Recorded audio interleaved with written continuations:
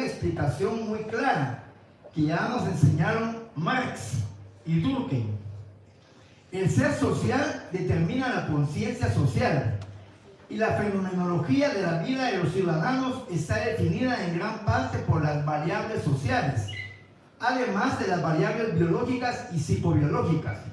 La conciencia de sí es la conciencia gregaria.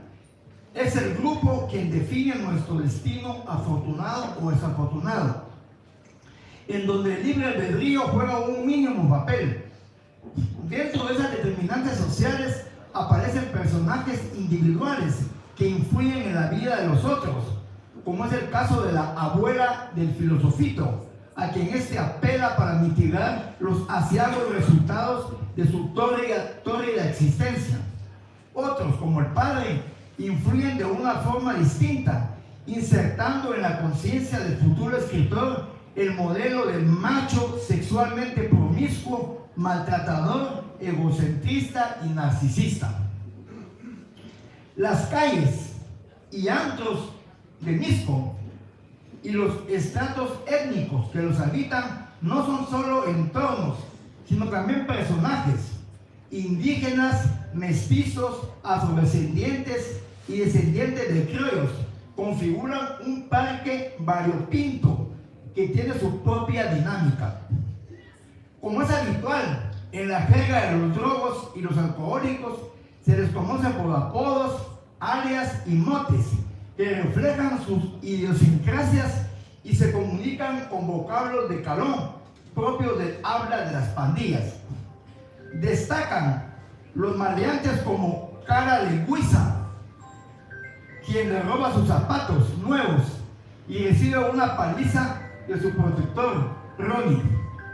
El mondongo, uno de sus compañeros de billar e iniciador en la lectura de la buena literatura, misión que más tarde toma la mujer con la que se involucra en serio, Liuba, quien también se convertirá en la madre de sus hijos, quienes el autor no menciona más que de pasada. Están también el piña, el tamal y el mico, entre otros muchos. Las andanzas suelen ser en la mayoría de los casos de malos pasos, que colindan con ilícitos, y cuando no, deterioro biológico y conductual. Y también está el asunto de la sexualidad o hipersexualidad, con actos sexuales precoces con meretrices y con novias o concubinas, no exentos de arrebatos de romanticismo y exaltación emocional o enamoramiento, como es el caso de Violeta, que suelen terminar mal, la mayoría de las veces por el machismo exacerbado y otras veces, al menos, por desplantes o huidas de las mujeres. Después de leer el manuscrito, que por ahí está el libro, uno se pregunta, pues el lector se pregunta, ¿sobrevivirá el filosofito a su propia debacle? ¿Sentará cabeza, por fin? Preguntas que quizás él mismo se hizo en su momento. La verdad es que nos deja con la inquietud, con un matrimonio de hecho, una cónyuge embarazada que se va a los Estados Unidos y muere recientemente. El narrador nos habla al final de la obra de hijos que no lo quieren y nietas que tal vez sí.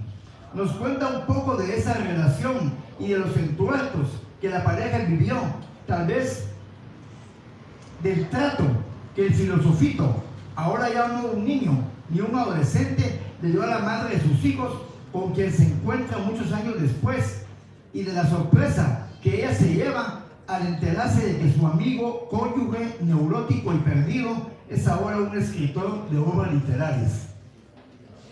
Nos cuenta el dolor moral de la pérdida de esa mujer y nos anuncia que ahora, a sus 64 años, piensa que él tampoco le queda mucho tiempo en la recta final de su existencia. Tenemos a un hombre que en la recta final de su vida está haciendo un balance de lo que fue su existencia. Es por eso que se decidió a recuperar el tiempo perdido. Está haciendo su propia research y añorando su propia Combray, misqueña, y rememorando a su Gilberta y a su Albertina en las imágenes de Violeta, su amor imposible por la estupidez machista del autor, del narrador, y la segunda, Liuba, la madre de sus hijos, pasando por la experiencia de sexo desmedido y sin amor con Linda. Esto lo van a ver ustedes a leer el libro. Es importante señalar que la vida del filosofito está impregnada de lo que los dramaturgos griegos llaman tragedia. Desenlaces fatales e inevitables por estar motivados por hilos invisibles de las paicas que lo llevan a un némesis insoslayable. Por eso, cuando conoce a Liuba, el enamorado acota. Lo que no sabía ella era que el paquete incluía un neurótico y personaje que ya era curtido, alcohólico y drogadicto. ¿Será una ley la tendencia a repetir los libretos que leyeron nuestros padres? ¿O será más bien que tomamos esos modelos de una forma inconsciente? Porque es lo que mejor conocemos y por eso repetimos una y otra vez una obra dramática parecida. No es raro que Filosofito se enrede en una relación con una mujer follada que le ofrece y le da cátedra de sexo inédito, pero que luego de embarazarla la abandona. Es la tragedia, nuestros destinos en manos de los dioses y de los demonios, nuestros demonios. Por otro lado, y eso lo sabe muy bien el autor, es un académico pues de las ciencias sociales, todos lo sabemos, por lo que estamos aquí por lo menos. El texto que nos presenta Gustavo es un precioso testimonio histórico, como decía, ¿no? Un testimonio histórico y sociológico de ese pueblito de Mixco, desde su condición de caserío enclavado en la montaña hasta su evolución en el tiempo, en su duración bersoniana, para llegar a convertirse en la pujante y moderna vía que hoy es Mixco y que conocemos. La cuadrícula del trazo de sus calles, la fagocitosis de los caseríos vecinos para extender sus nuevos barrios y zonas. Asimismo, la evolución etnográfica y el actual tejido social que la configuran. Finalmente, vamos a referirnos así un poco, no tan a profundidad, del estilo, pues a mi modo de ver, ¿no? El estilo literario del autor y la forma de construir su obra, como lo hace un arquitecto. Hablando nuevamente de Proust, nosotros que a mí nos gusta mucho, no más el Proust, él decía que en su obra, En busca del tiempo perdido, afirmaba que el arte de escribir una novela era similar al de un arquitecto que diseña y construye una majestuosa catedral, una obra inmensa. La narrativa de Gustavo está inscrita en lo que algunos teóricos sitúan en la escuela del realismo sucio, iniciada por Raymond Carver y otros escritores estadounidenses y de otras latitudes. Un estilo que se ocupa de narrar y describir las pasiones más bajas e íntimas de nuestra naturaleza humana de una forma directa y nada almidonada, aunque también nutrida de una prosa culta. De manera análoga a como hace el tejedor del telar de pie, Gustavo va tejiendo su prosa con ese ir y venir que hacen las lanzaderas. Por eso suele contar una historia desde varios puntos de vista. Avanza del pasado al presente, pero luego retrocede a matizar un relato anterior hasta llenar todos los vacíos posibles. La obra está compuesta de 14 capítulos de extensión variable. En cada uno de ellos narra un hecho histórico de su vida y de la vida de sus familiares y de sus amigos desde el capítulo 1, cuando cuenta su vida en la primera paupérrima vivienda en el barrio La Limonada de la zona 5, cuando era un niño de 4 años, hasta su partida, su salida de Mixco en busca de otros aires y otros lares, con conatos de regreso o de añoranza. La comparación intertextual que he hecho de la obra de Gustavo con la obra del autor francés es porque en ambos autores se impone una tarea de rescate del olvido de toda una vida. No es bueno que todo ese tiempo vivido se pierda en la amnesia, y es cuando se convierte en objeto literario. Es lo que ha hecho Gustavo, y lo ha hecho muy bien, con la honestidad y el desenfado que solo un escritor curtido en las asperezas de la vida y con la habilidad de un profesional de las ciencias sociales y de la escritura, solo un escritor así puede hacer, y lo ha hecho. Gracias.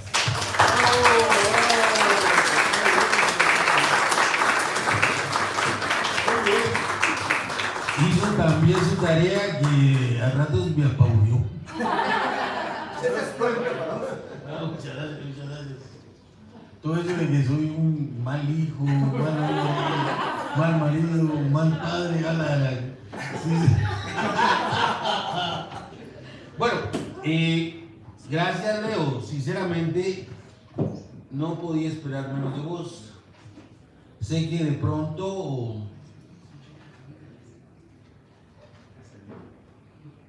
yo lo que quise hacer es tomar un periodo de la historia de Guatemala, los años 80, y evocar diferentes historias desde la perspectiva de la década perdida.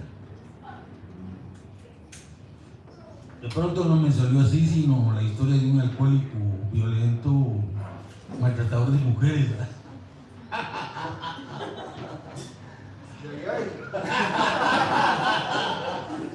Ay, disculpen ustedes. La idea es que los tres somos coetáneos. 63 y medio, casi 64, 64 y 67. 69. O sea que nacimos entre finales de los años 50 y principios de los 60. Pero que nos convertimos en adultos o adultos jóvenes en la década de los 80. Y yo le denomino a eso la generación perdida porque la tribulación de la guerra, el contexto de la Guerra Fría, el enemigo interno, nosotros, los ciudadanos guatemaltecos, éramos los enemigos del Estado. La guerra de guerrillas, la alienación cultural, en virtud de no tenemos raíces, no nos gusta ser indios, pero tampoco podemos ser burguesía nacional o oligarquía. Los guatemaltecos tenemos un grave problema de identidad. Los mexicanos ya asumieron que sus raíces están en el Anahuac y que el águila comiéndose a la serpiente sobre un nopal forma la esencia de su vida. Pero nosotros no. Eso de quetzal ahí con olivos y el mastuerzo ese de 2 rifles y 2 espadas. Sí, todo eso, ¿qué significa? Donde el laurel griego con el quetzal, ¿verdad? Y luego nuestro Palladium. A ver, una persona aquí que se sepa qué es la palabra Palladium. Yo no. ¿Casi ninguno? Casi ninguno. Palladium son esas 2 espadas y esos 2 rifles que aparecen en el escudo nacional. En el himno nacional hay una gran contradicción, ¿verdad? Dicen: nuestros padres lucharon un día, encendidos en patrio y defendieron y lograron sin choque sangriento colocarte en un trono de honor. ¿Por qué si dicen que no hubo guerra ponen una espada y unas pistolas? No hubo guerra, entonces ¿cuál es el asunto de que tenemos pistolas y que tenemos espadas, verdad? Y luego Quetzal, con hojas de olivo, ¿qué significa eso? A Grecia con la Amazonía, ¿qué significa eso? Entonces, esa de la generación perdida, somos los hijos de una sociedad que, careciendo de identidad, le impusieron un modelo identitario de carácter militar contra insurgente, y nos impusieron modelos como los lunes cívicos y la jura a la bandera, para que nosotros tratáramos de empezar a amar al Estado a partir de esos valores que no eran nuestros. Estábamos en la guerra interna, en el contexto de la Guerra Fría, y éramos bombardeados por México diciéndonos que había que olvidar el amor con otras copas de vino.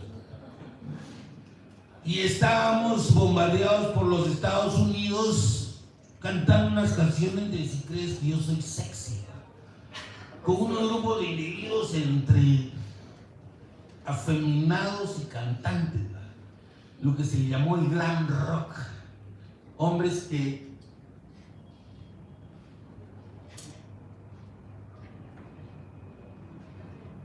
competían con las mujeres por ser divinos. Y eso es la generación perdida. Un grupo que se vio frustrado y que no tuvo capacidad de poder sobresalir a esas circunstancias que determinaban su vida. En varias oportunidades, Leo ha afirmado que soy entendido en las ciencias sociales.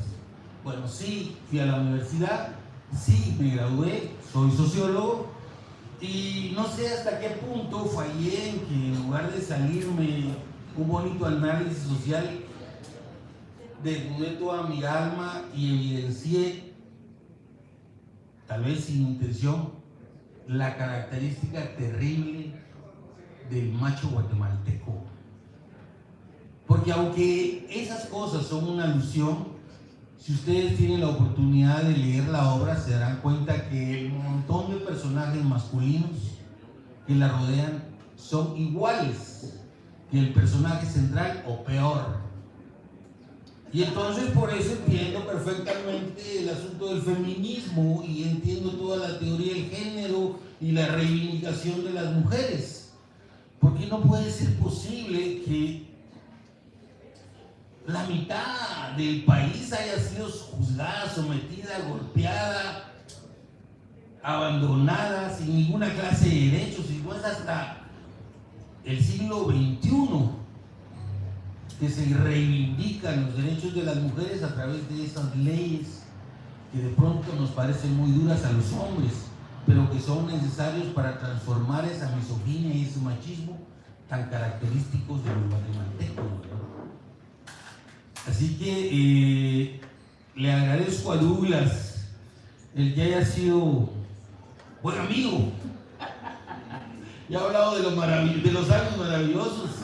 Y también le agradezco esa disección al Leo, donde visceralmente muestra todo lo vil que he sido. Y que al final esto se convierte en un poco de literatura. Y por supuesto les agradezco a ustedes que nos hayan acompañado y que me permitan con esta obra decir presente, y pues sería un gusto si alguno de ustedes se interesara por leerlo. Muchas gracias, buenas noches y seguimos. Perdón. Anacleto, el editor, el gran editor Anacleto Medina, no quiere pasar desapercibido. No es eso. No es eso. Pero como no me pueden llevar el micrófono hasta allá, por eso tenía que venir hasta acá. Interesante la obra. Siempre me pregunto por qué publicar un libro. ¿Cuál es la función de este libro dentro de la sociedad? Y ahí es donde quiero valorar esto. Ya no voy a entrar en los comentarios sobre el contenido porque ya se dieron ampliamente, no voy en eso, pero lo que acá damos es una experiencia de vida y no es una vida aislada.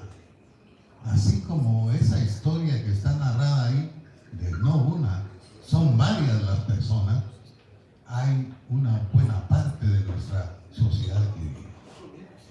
Mencionamos acá de dónde se origina, luego Misco y todo. Eso está regado dentro de nuestra sociedad. Es una realidad dentro de nuestra sociedad. Entonces, encontrarle explicación a todo tiene, ¿no? Y lo vamos entendiendo cuando conocemos esas historias, cuando alguien se atreve a contar. Y por eso es de que en lo particular dije, hay que publicarla. Y no te dije hay que quitarle algunas cosas, sin algunas, le hice algún comentario, pero esa es la realidad. Y así es de que para ustedes espero que disfruten la lectura y mencionaron acá reflejos, definitivamente escribimos, hablamos de lo mucho que hay en el corazón, ¿verdad? Así es, y eso es vida. A mí en lo particular me gustó porque narró cosas que yo también vivía y yo salía a barranquear. Acá menciona que lo que era Misco, salíamos en esa época. Hoy ya no se puede porque nuestros barrancos ya no corre nada limpio ahí, hay que salir lo más rápido de ahí, nos alejamos. Eso me hizo recrearme ese tiempo bonito que vivimos. Por eso le decía, fueron tiempos buenos, eso.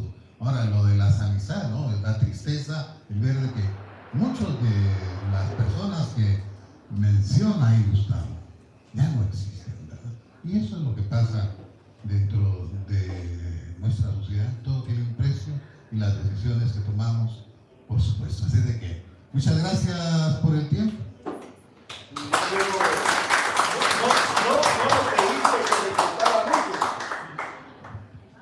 No le quité nada.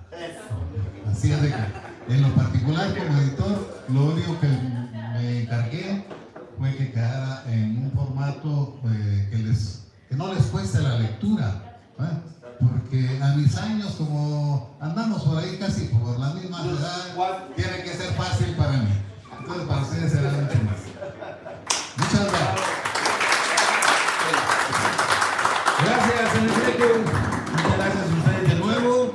Y como dice el dicho, la fusión tiene que continuar. Ahora encontramos al equipo de Eibar y comentarios sobre su libro. Cualquiera que esté interesado en el libro, 150 por si lo quieren adquirir. Claro, claro.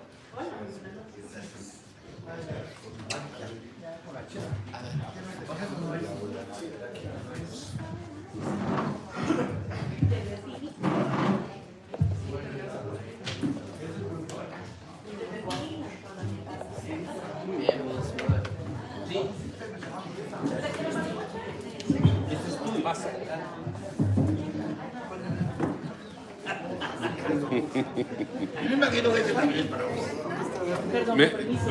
Lo había dejado por ahí. Lo había dejado por ahí. No, gracias. Buena onda. Buenísima onda. Va a estar interesante. Ojalá. Sí, ya quería leer a tu caída. Sí.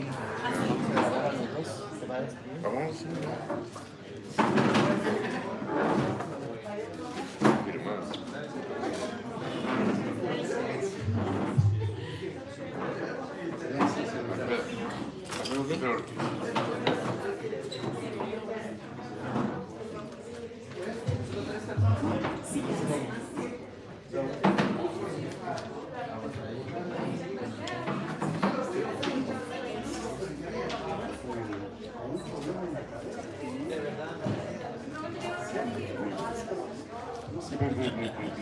¿Cómo no?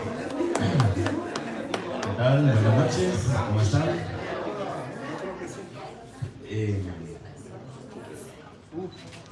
Después de este martirio, prometemos vino. Entonces esperen nosotros un ratito. Buena promesa, ¿va? Bueno, primero que nada, de nuevo, darle las gracias por su presencia, por estar acá. Todos sabemos que las cuestiones culturales y más que todo de literatura son casi un evento antinatural en un país como este, y después de eso asistir a una presentación del libro, bueno, en este caso dos, una exposición de pintura es un tanto más difícil cuando tenemos tantas otras distracciones que son tal vez mucho más divertidos, ¿no? Pero por eso muchas gracias por estar aquí. Solo quiero iniciar, perdón, mencionando que también la portada de este librito de Sucios Síntomas la hizo mi sobrina, ¿no? De quien es la autora de la exposición, aquí a mi izquierda, que es su derecha, ¿verdad? Entonces, como hace bien la película del Padrino, que es de lo que aprendimos, todo se queda en familia, ¿verdad? Entonces, nuevamente, muchas gracias por su presencia y le dejaré la palabra aquí a los compañeros, ¿no? Que también quiero agradecer a Luisa y a Marcos por estar siempre presente en estas aventuras literarias.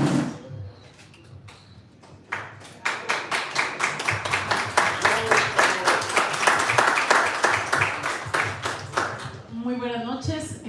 Quiero decir que tu mamá me dijo, ¿cuántas veces ha presentado con él? Y yo le dije, bueno, es que le gusta que le digan cosas bonitas.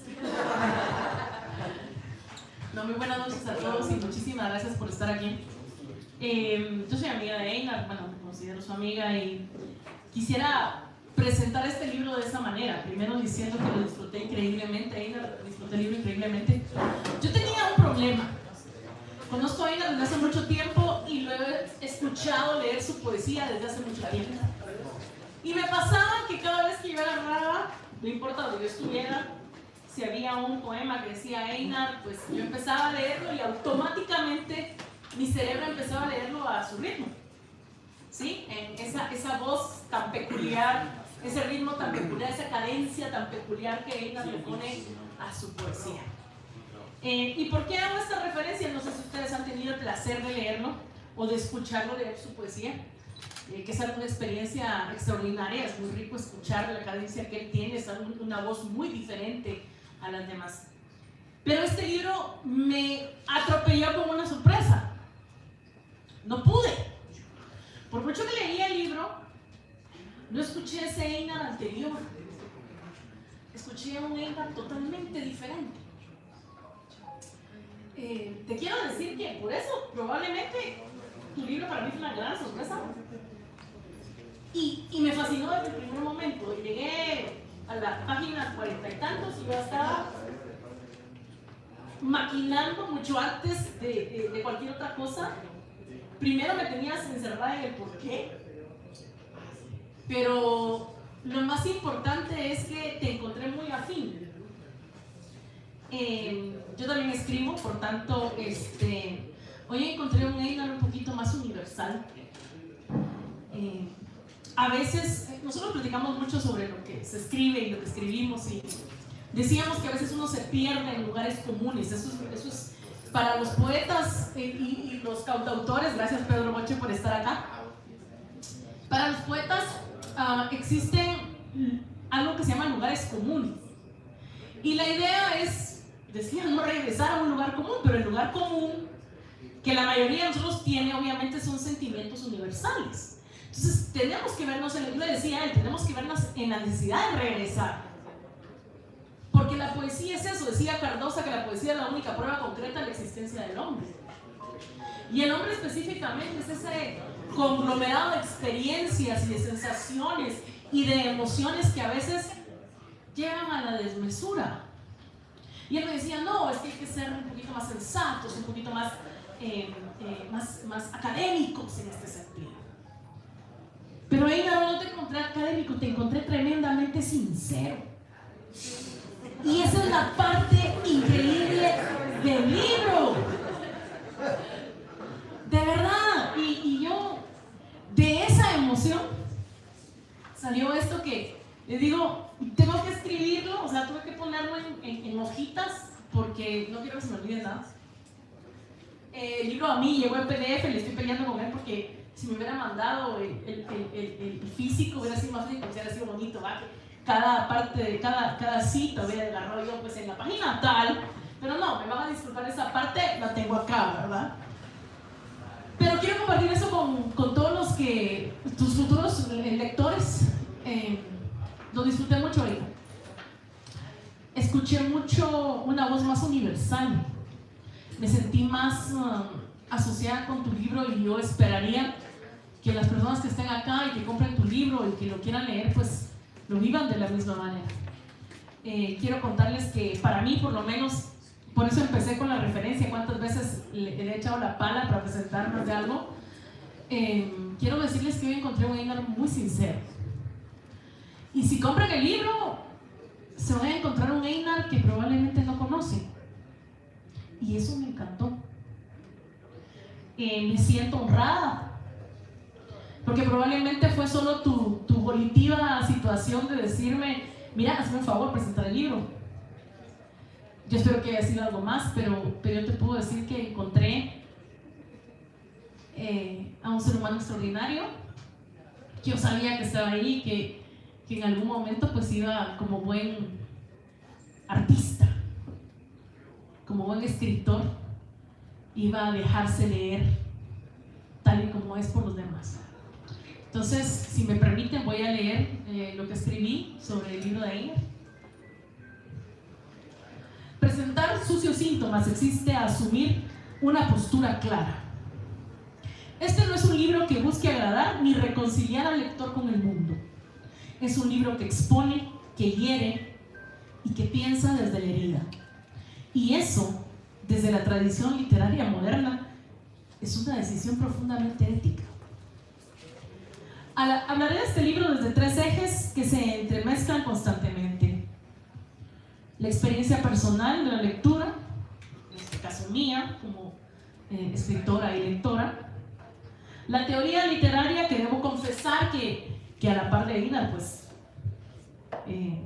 no podría llegar yo a sus medidas, pero que me aventuré por el respeto mismo de esa academia que él tiene consigo; y la tradición poética latinoamericana en la que el poemario se escribe. Eso sí, es parte, creo, de los que somos lectores. Comienzo desde el lugar más íntimo. Como escritora y como lectora, sé que hay libros que uno atraviesa, pero también sé que hay libros que lo atraviesan a uno. Sucios síntomas pertenece a esta segunda categoría.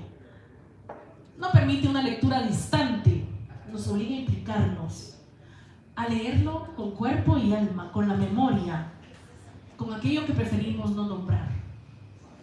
Muchas veces, vuelvo a repetir, con estos lugares comunes, pero que son los que engrandecen el arte. Desde una perspectiva formal, estamos ante un poemario orgánico, un libro unitario en el sentido muy riguroso. No se trata de la suma de poemas, sino de una arquitectura de derrumbe, obertura, descenso, pausa reflexiva, confrontación con la suciedad, agotamiento y persistencia al final. Esta progresión no es arbitraria, responde a una lógica interna de un sujeto poético. En este punto, el libro dialoga claramente con la gran crisis lírica moderna inaugurada por autores como César Vallejo y como Pablo Neruda. En ambos, y también aquí, el lenguaje se fractura porque la experiencia ha dejado de ser representable mediante formas literarias estables.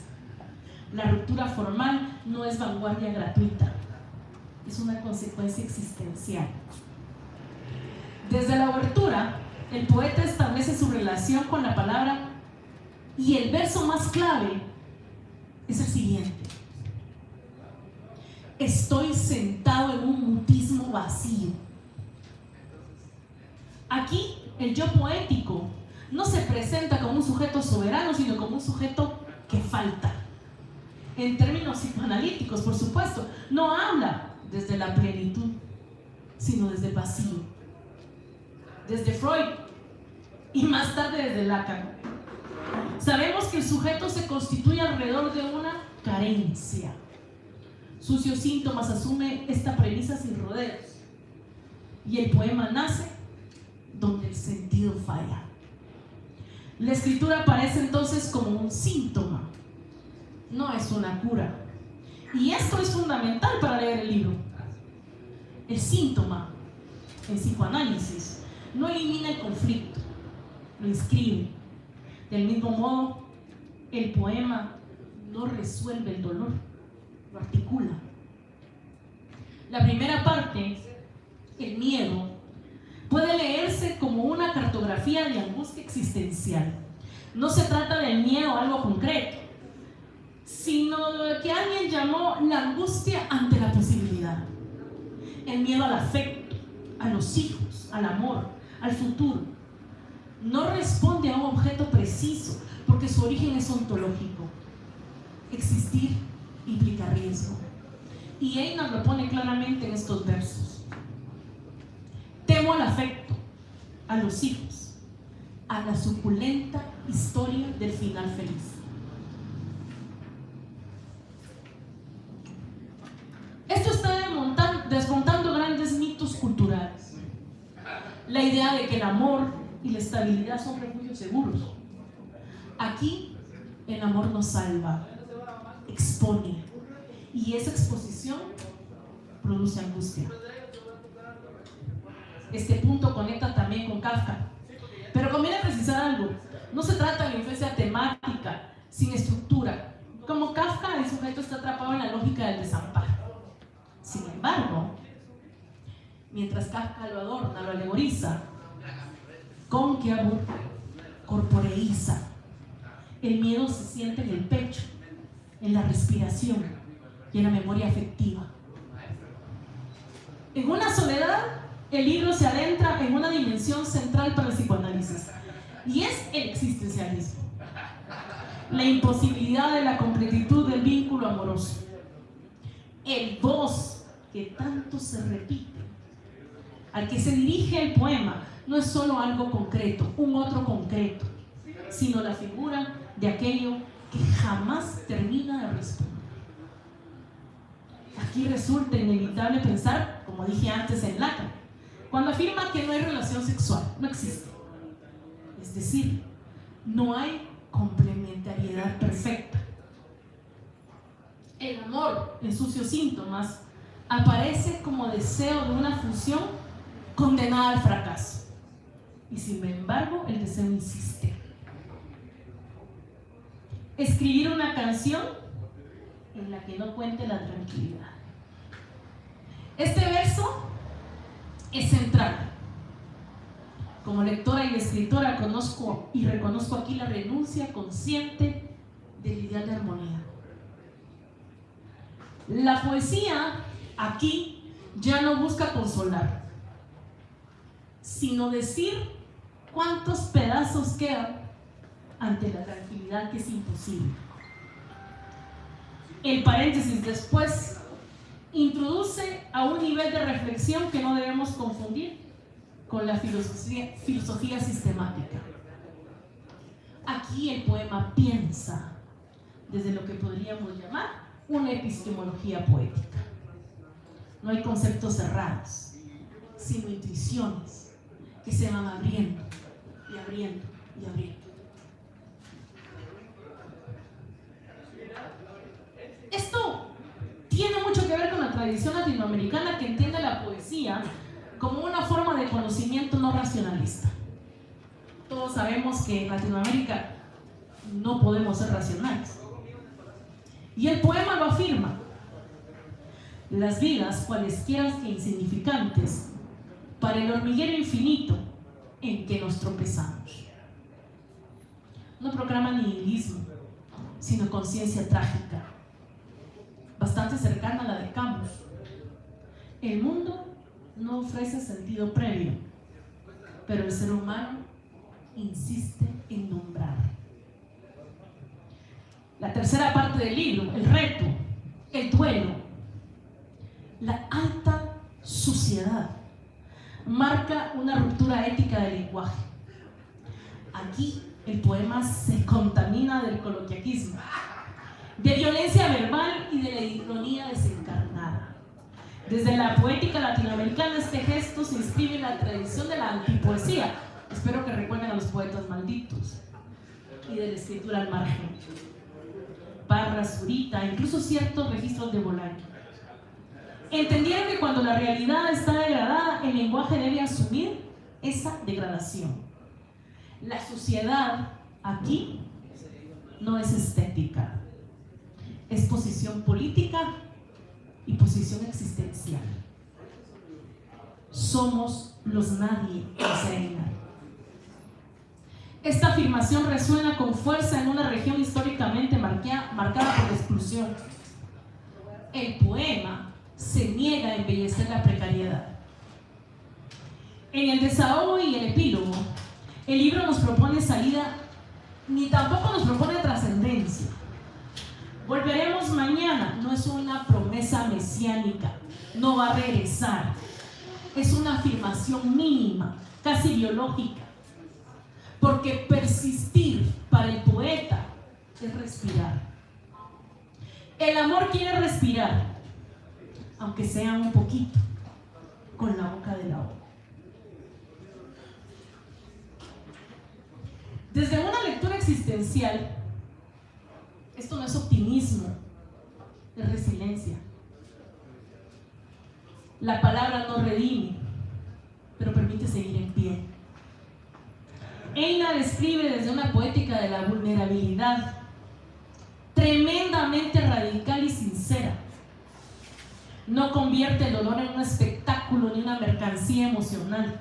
Escribe desde la conciencia de que el sujeto está fracturado, el lenguaje es insuficiente y el mundo no ofrece garantías. Y sin embargo escribe. Como lectora y como escritora, creo que ahí reside la fuerza de Sucios Síntomas, en recordarnos que la poesía no existe para tranquilizarnos, sino para pensar y evitar el intemperie. Mientras haya una voz dispuesta a asumir ese riesgo, la poesía seguirá siendo necesaria. Y cierro otra vez, la poesía es la única prueba concreta de la existencia del hombre. Einar, tu libro eso fue para mí. El amigo que yo tenía, pero el hombre que conocí. Muchas gracias por eso.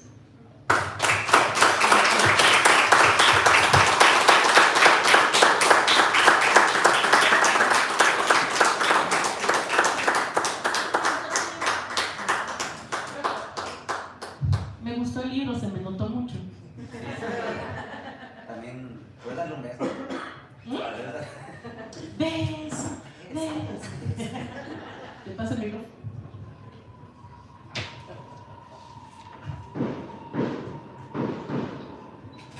¿Qué tal? Buenas noches.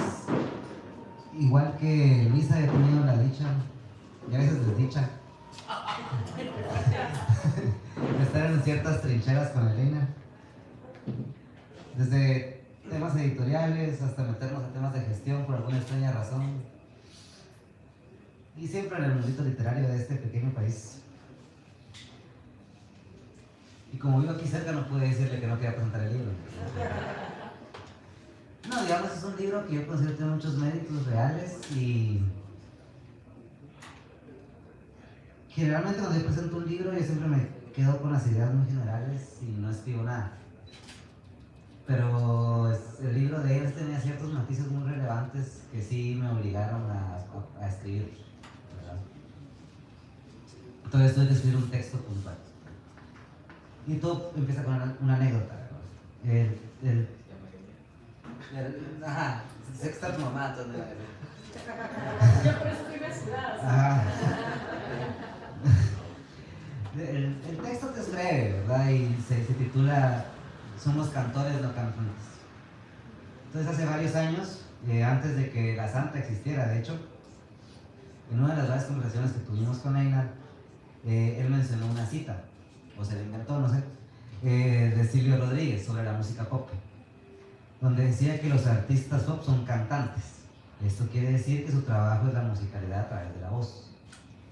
Sin embargo, los trovadores son cantores. Su trabajo es materializar los poemas que escupe el corazón. La búsqueda de este canto ha sido una constante en la creación poética de Einar. A lo largo de sus libros y en otros textos escritos y en todo su trabajo literario, siempre ha estado esta búsqueda de la voz a lo largo de los años. Buscando esta voz de trovador, esa también voz de rockero que escupe poemas y vida a través de conejos cortasianos.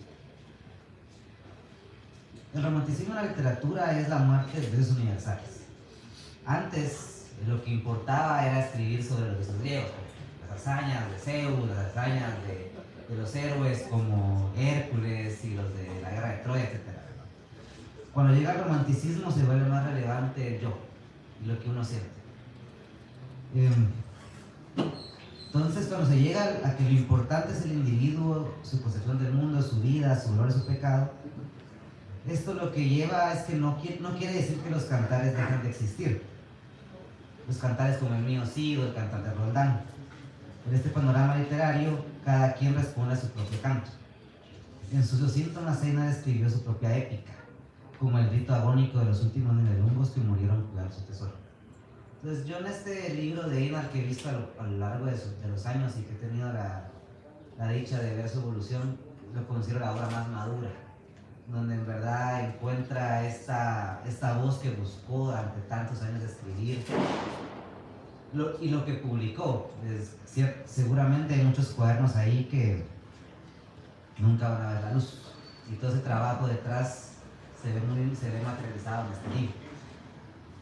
También en el marco de literatura guatemalteca, que es un entorno tan fragmentado y víctima ahora de la tendencia general que existe, cualquier expresión es arte, lo cual no es cierto. La expresión es expresión en sí misma, pero no todo lo que sea una expresión es arte. Este poemario presenta un estilo y una intención personal. Nos lleva por una épica desde el temor primitivo de la infancia, hallarse en una casa, en un espacio seguro, pero que a la vez es impersonal. Luego aparece ya la figura del hombre sin autocensura. Abre el pecho al dolor del amor intenso, del placer que nos hace la necesidad de sentido. Abre el pecho también y nos muestra la inevitabilidad del miedo que nos persigue desde la infancia. Y luego hay un paréntesis. Unos versos de Borronca acompañados de una guitarra mal afinada que crean una laguna temática y verbal en el libro. Es el héroe de esta épica, deteniéndose frente al paisaje en llamas de su vida, que se detiene a contemplar todo lo hecho, lo que pudo ser y lo que nunca podrá ser.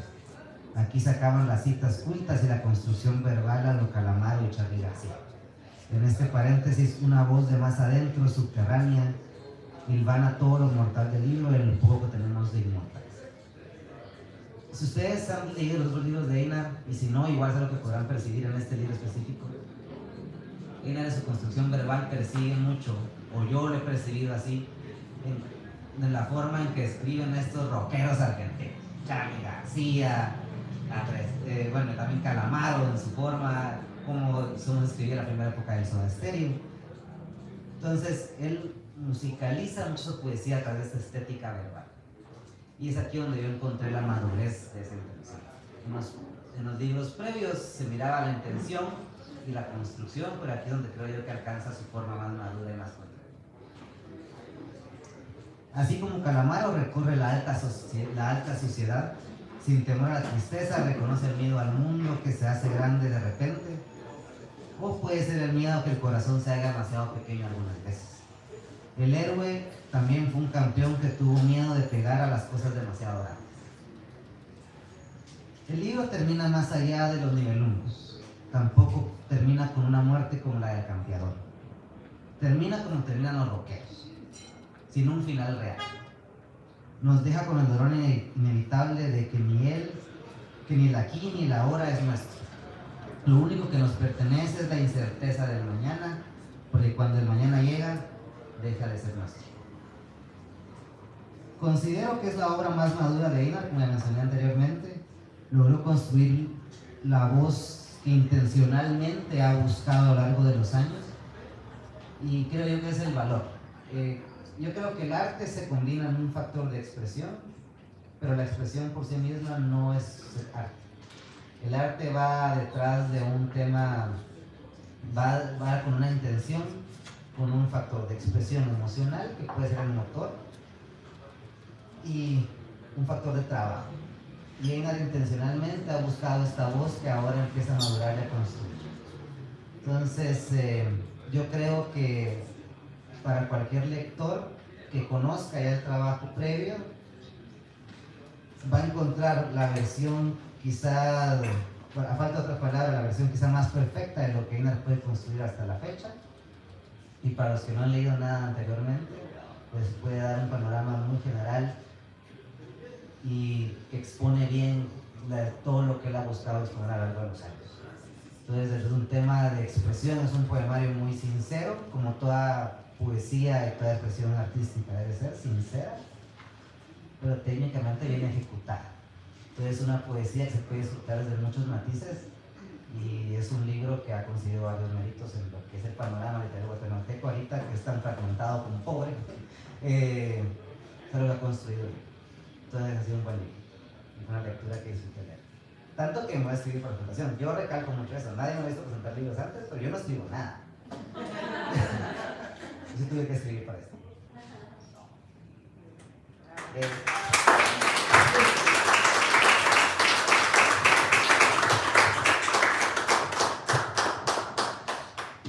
Bueno, miren qué locura, ¿no? Uno hace cosas y pues es que de eso se trata, ¿no? Todo, ¿verdad? De que pues en estas tendencias artísticas que las interpretaciones son múltiples, ¿verdad? Son infinitas, básicamente, ¿verdad? Entonces, bueno, yo la verdad no tengo mucho que decir. No sé si hay alguna pregunta, algún comentario, o de parte de Marcos y de Luisa.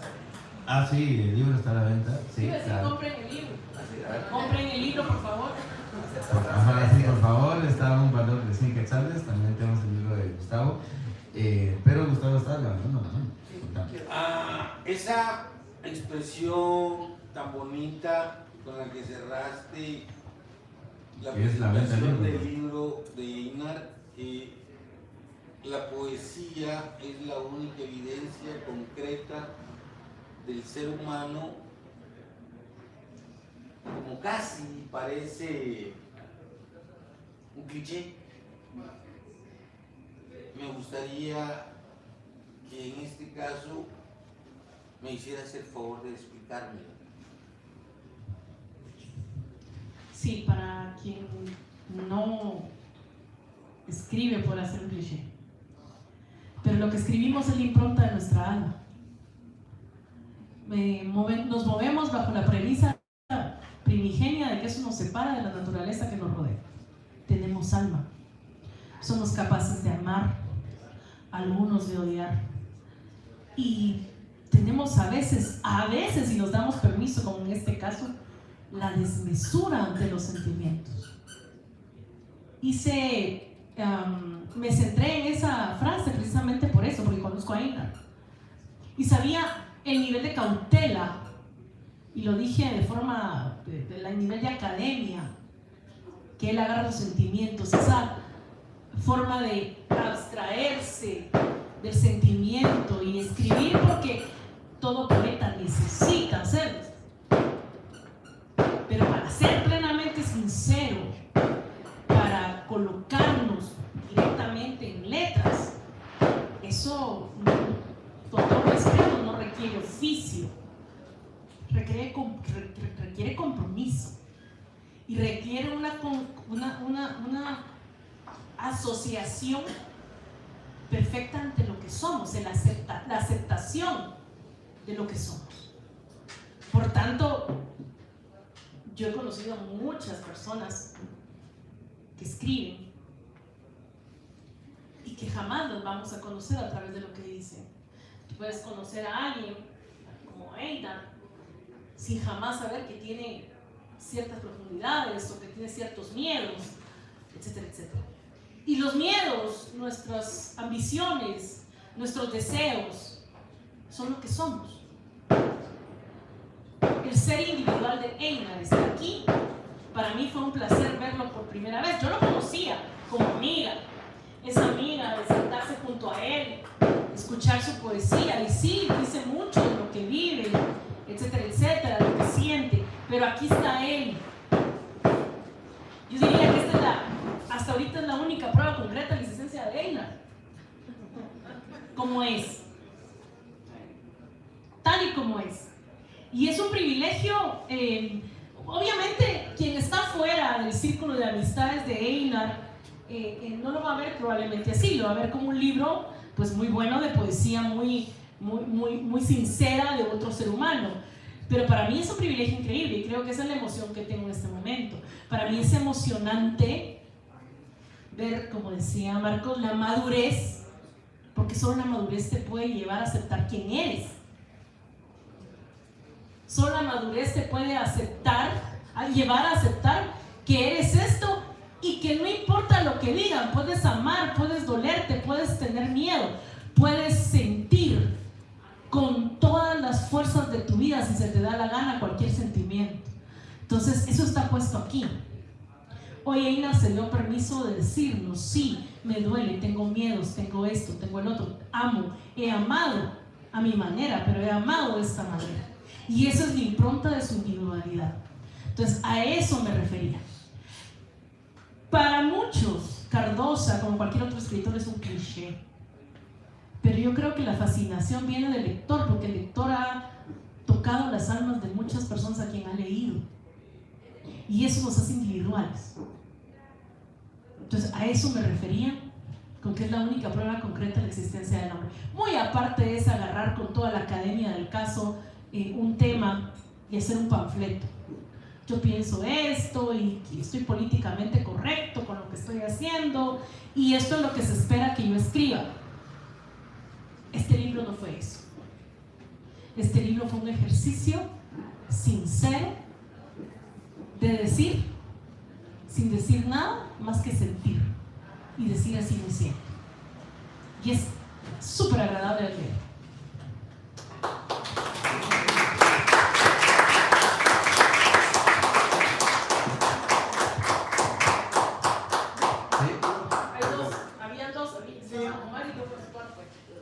Perdón, dale. Bueno, pues, primero que todo, felicitaciones por tu nuevo libro. Yo sí he leído algo de tu literatura, de tu poesía.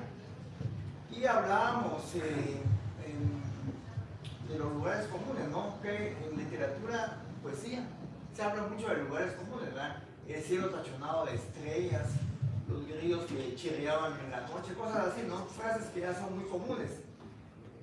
Pero los lugares comunes, en este caso, tú lo dijiste, ¿no? Hablamos de un lugar común que es la intimidad de un poeta. Es decir, la poesía necesariamente tiene lugares comunes, porque atañe, concierne a la intimidad del ser humano. Aquí no hablamos, digamos, de semántica, de imágenes, de metáforas que ya son ya demasiado trilladas, que han sido utilizadas ya muchos, ¿no? Hubo un lenguaje ya muy utilizado. Creo que el lugar común aquí es el lugar de donde habita la habitación del ser humano. Y la poesía no es solamente versos. La poesía está en muchos lugares.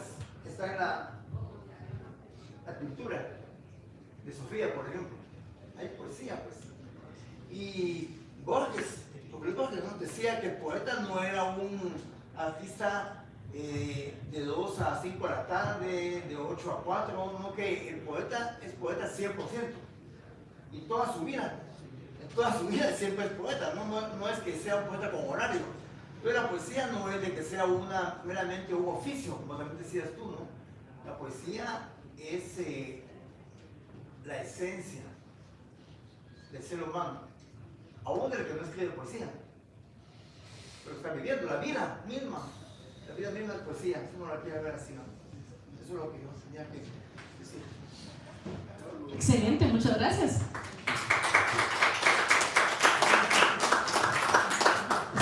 Perdón, créeme que estoy sorprendido plenamente. He estado divagando en tu Como parece que ritmo. esto no se paró porque va a leer algo, estoy segura, porque a Storm le encanta eso. realmente me sorprendió porque como poeta y como declamador sé verdaderamente el ritmo que constantemente utilizabas en tu poesía, y hoy encontré una cosa verdaderamente maravillosa y me voy a permitir leerla porque a mí me encanta. Se los dije. Perdón. Y la voy a leer no al ritmo de Einar, sino que al ritmo mío. El poema se llama, está incluido dentro del libro, por supuesto. Se llama Destinos Adversos y Multidimensionales. Y dice así: amarse, contenerse, engalanarse, morirse, ensangrarse, despertarse, madrugarse, trasnocharse, apurarse, desvelarse, vivirse. ¿Qué sabes vos sobre lo que dice la punta lejana de una lengua viperina? Estas son oraciones para hablar y escribir, entre mil quehaceres, nombrar, nombrarnos, nombrarte, referirte, considerar la sensación que tenemos entre nuestros pechos, en plenitud de su garganta, de la gran mente, del gran espíritu, en combinaciones de vejez, juventud, nacimientos y fenecimientos. Decí que atravesaras todas las fronteras. Decí que tu cambio será eterno. Decí que no le tenés al soplo conjurado de entuertos y de desagravios. Decí que no le temes a la soledad. Decí que no te amedrentás de la desértica compañía. Yo no puedo decir minucias. Las fuerzas son nulas. Las ilusiones exangües. Un compromiso vital esparcido en pedacitos por la tierra. En medio de tantos esqueletos, en medio de tanto azar, desbaratando nuestras gargantas, llorando hacia el vacío, en el vacío de la nada. Somos los que nombramos, somos los que exponemos como barcos de espíritus perdidos en alta mar. Felicitaciones.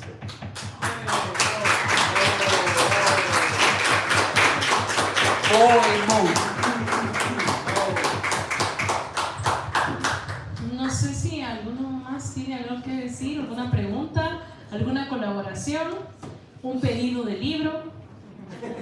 Aceptamos transferencias.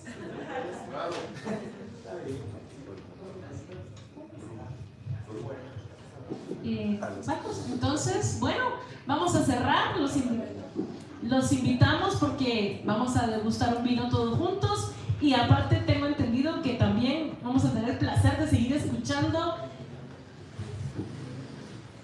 música. Ah, sí, es importante por favor también que vayan a ver las pinturas, porque yo estoy viendo las de acá, no había entrado y son una belleza. Ese cardenal nos está llamando poderosamente la atención. Tenemos hoy una celebración increíble. Hoy venimos a la celebración de los 5 años de la Santa, que empezó siendo un restaurante, hotel, y ahora es un reducto para todos nosotros los locos que hacemos arte. Y eso es lo más rico y lo agradecemos increíblemente. Sí, y pues solo acotando, sí, la poesía es la única prueba concreta de la existencia del hombre, pero también el arte es la única prueba concreta de la existencia del hombre, porque el arte es el espíritu. Y nos quedamos con eso. Einar, felicidades. El libro cuesta 100, el libro de compañero cuesta 150, también está a la venta. Y felicidades a todos, muchísimas gracias.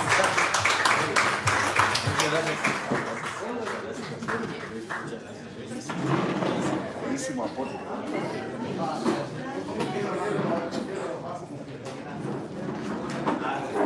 Poeta. Vos sos declamador. Yo soy poeta y declamador. Sí, sí. Mi esposa también. ¿Y es tu esposa? Sí, mi esposa. Ella, Sí, sí. Oh, te felicito. Sí, sí, sí.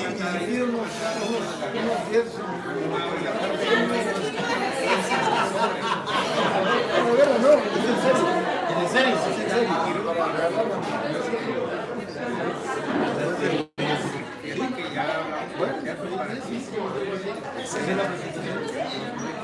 Con permiso. Voy a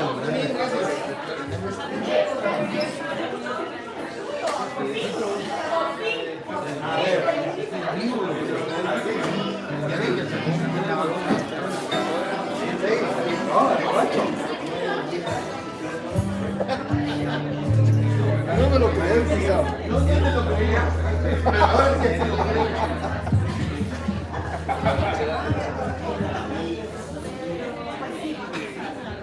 Vamos a escribir con chela. ¿A vos? 4, 6 con chela. Yo voy a escribir, así que Dos, check. Ya sos Lenguajes. Se parecía a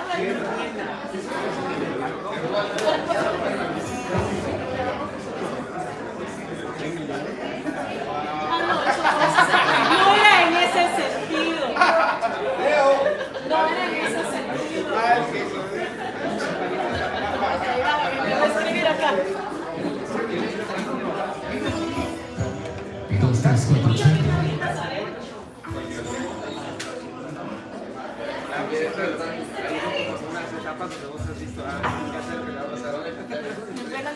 Dos, tres, cuatro, check. Gracias, muy lindo.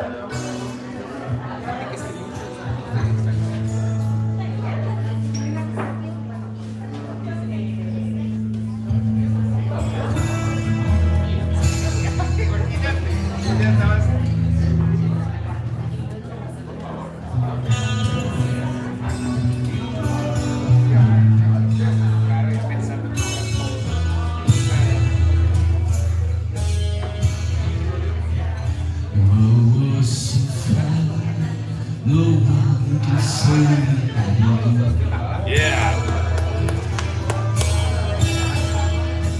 such the sun made foolish people.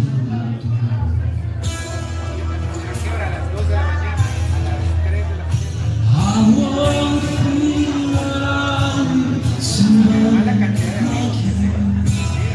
Otra vez, gracias por el Buena onda.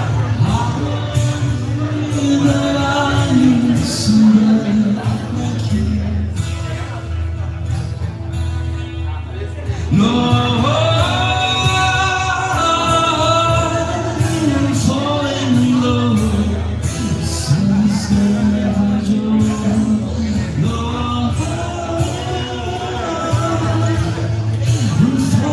in love with you. With you.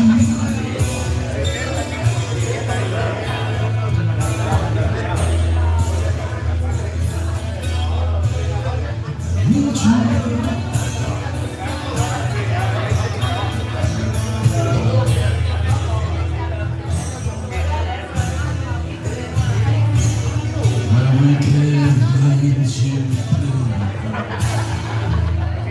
Let me find my weekend find you blue. Let me do it all. My weekend find you sing. Let me feel this way. My weekend find you. Let me dream of you. One for in love.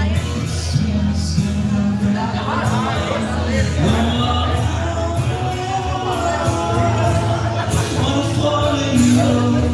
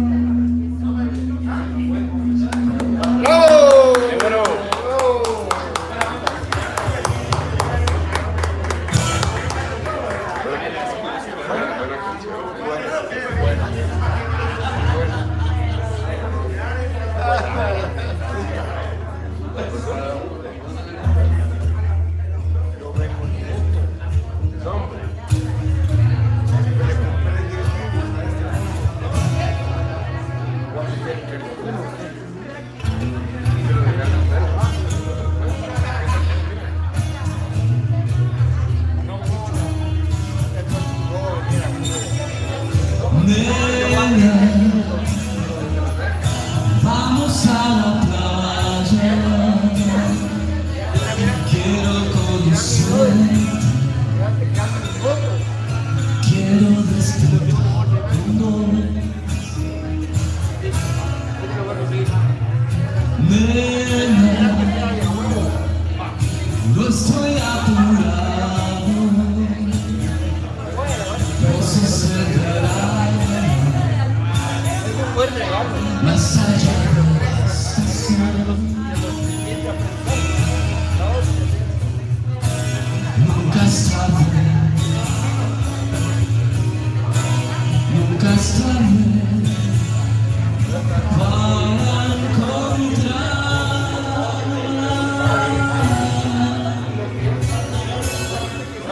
Y si me pierdo en el intento, por ser un loco en el desierto, debes el código secreto para usarlo cuando quieras salir. No me dejes, y si me pierdo en el intento, por ser un loco en el desierto, debes el código secreto para usarlo cuando quieras salir. No me dejes, no me dejes así.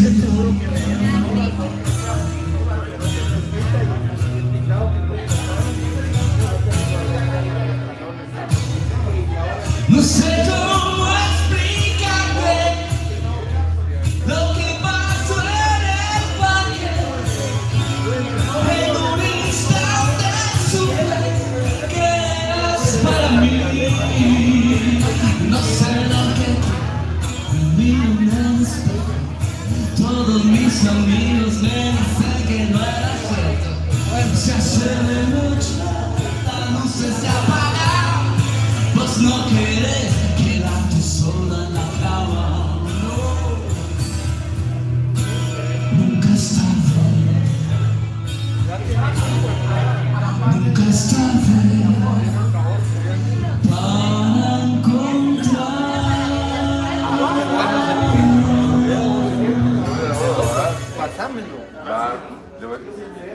Y si me pierdo en el intento, por ser un loco en el desierto, tenés el código secreto para usarlo cuando quieras salir. No me dejes, y si me pierdo en el intento, por ser un loco en el desierto, tenés el código secreto para usarlo cuando quieras salir. No me dejes, no me dejes.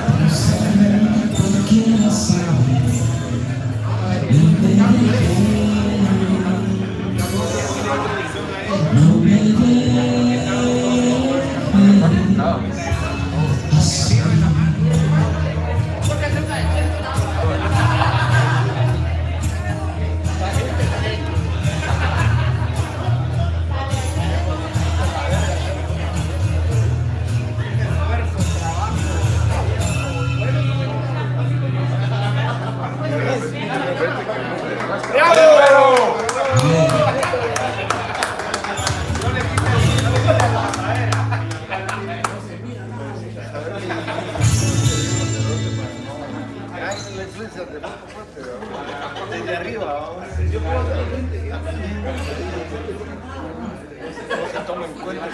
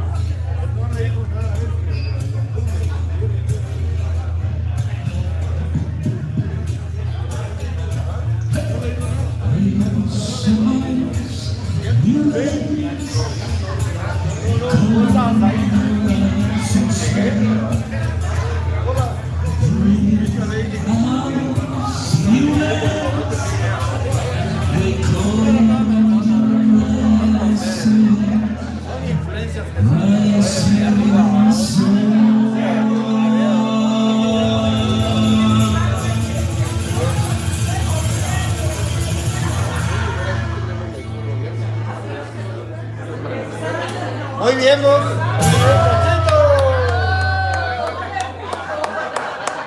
Arreglado. Buen arreglo, vos. Es nuevo, ¿ah? Otra vez. Ah, pero con la primera todavía me sale algo, ¿no?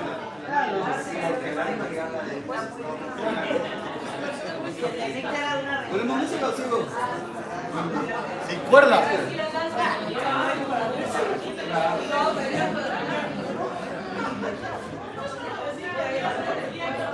¿Cómo paraste aquí el envío?